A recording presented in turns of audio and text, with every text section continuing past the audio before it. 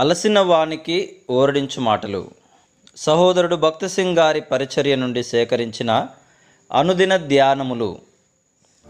ఎవడైనను పాపము చేసిన ఎడల నీతిమంతుడైన యేసుక్రీస్తు అను ఉత్తరవాది తండ్రి యొద్ద మనకున్నాడు.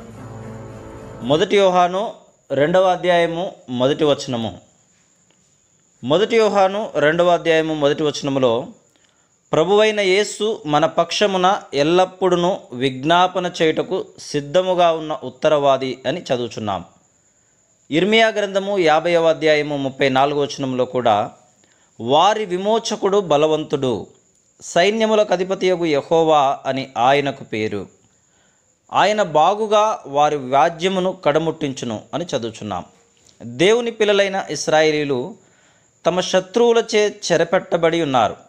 వారి శత్రువులు వారిని బాధించిరి, వారిని పోనిచ్చుటకు సమ్మతించలేదు.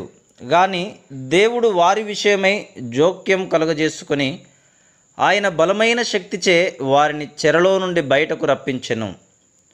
అదేవిధముగా మనము ఏదైనాను పాపములో శోధనలో పడినప్పుడు శత్రువు దాని నుండి మనల్ని బయటకు రానివ్వడు. మన తెలివి చేత, బైబిల్ జ్ఞానము చేత మనము జయించగలమని తలంచెదము, కానీ జయించలేం. మనం ఈ రీతిగా దేవుని అడగవలెను. ప్రభువా, ఇది నా బలహీనత, నా పతనము, దయతో నా పక్షమున విజ్ఞాపన చేయుము. నన్ను సాతాను హస్తముల నుండి విడిపించుము. విశ్వాసముతో మనం ప్రభువు యొక్క ప్రధాన యాజక పరిచర్యను ఎడతెగక కోరుకొనవలెను. నిత్యము జీవించు మన ప్రభువైన యేసుక్రీస్తు మన పక్షమున వాదించి మన తప్పిదములన్నింటి నుండి మనలను విడిపించును. ఆయన లేకుండా మనము ఏమీ చేయలేమని గుర్తించవలను. మనము ఆయన పరిపూర్ణతలోనికి వచ్చే వరకు ఆయన విజ్ఞాపన పరిచర్యపై ఆధారపడవలను.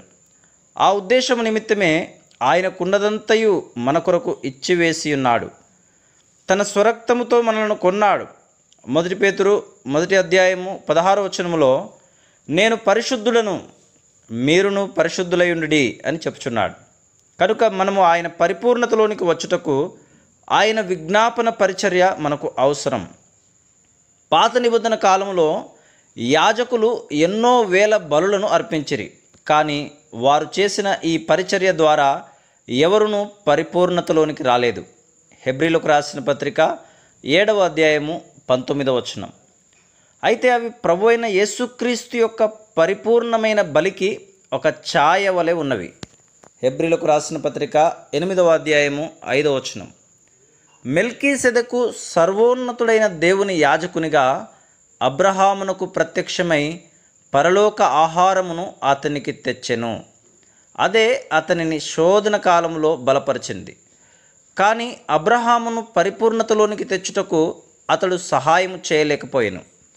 మన ప్రభువైన యేసుక్రీస్తు దున్నబడుటకు లేదా విరువబడుటకు శరీరమంతటిని ఇచ్చుట ద్వారా మరియు మన నిమిత్తము మరణమును జయించుట ద్వారా ఇప్పుడు మన పరలోక ప్రధాన యాజకుడయ్యను.